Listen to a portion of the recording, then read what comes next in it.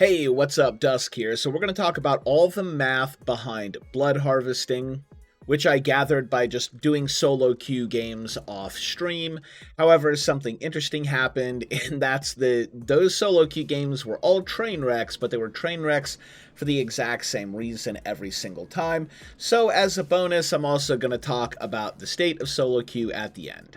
Anyway, let's get started. Alright, so let's dive just straight into the math on blood harvesting, which is a little weird, and then I'm going to explain why it's so weird. So basically, when you're collecting blood from a blood bucket, if your blood harvesting is between 1 and 25, you're going to get 0.8 blood from that bucket per point of blood harvesting in your attribute. However, between 26 and 50, you're only going to get 0.4. This means if you have 25 blood harvesting, you're going to collect 20 blood out of the bucket. If you go all the way up to 50 blood harvesting, you're going to collect 30 blood out of the bucket. 20 for the first 25 points, but then only 10 for the last 25 points, as they are only worth half as much as the first 25. This puts the sweet spots for blood harvesting at 25, which will give you 20 blood per bucket, meaning you can level up Grandpa in 5 buckets.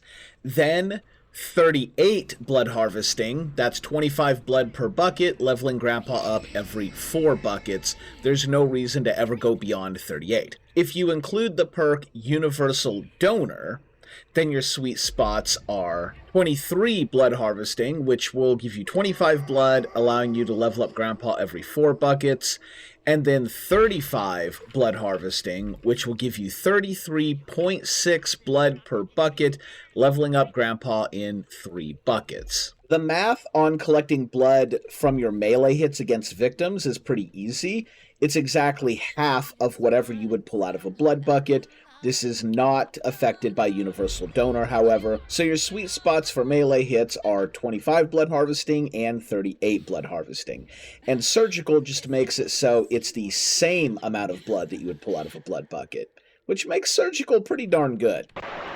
And with that, we're going to segue into the problems with solo queue for family, of course, that being communication as the primary issue for family.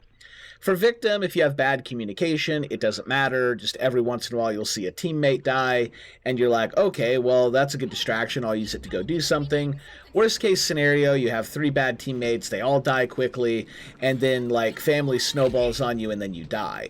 But, like, you still get to possibly try to make an insane escape all by yourself, which is super exciting, or you just get run down by the crazy cannibal family, and that's also kind of exciting. Like, it's really tense. On the family side, however, if you don't have communication, or all you have is just people raging into their mic and blaming each other for stuff, what you end up with is a scenario where you never see victims, and then just all of a sudden, like, 3 to 4 people escape, and you're just like, okay, well, that was useless. Or you have, like, 2 to 3 victims, and you're getting rushed and overwhelmed, and you can't get help from your teammates because they have comms disabled, and then they just bully you and teabag you, and all you can really do at that point is just teabag back while you watch them escape.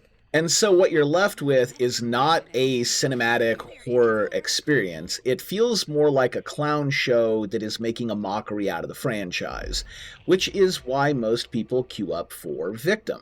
Family desperately needs a way to communicate non-verbally. And this doesn't have to be a ping system that puts goofy arrows and graphics all over your screen, breaking immersion.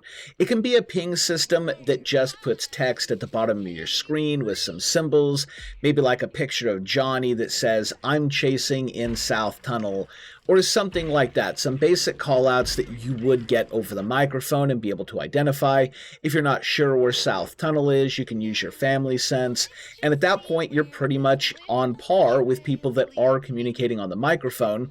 But you can then cross the language barrier, which is great for people who are playing with others that don't speak the same language, or people who just don't want to get on the microphone and deal with the toxicity that you can encounter there. Bugs and balance do still need a little bit of work, but for the most part, the game's in a pretty good place right now.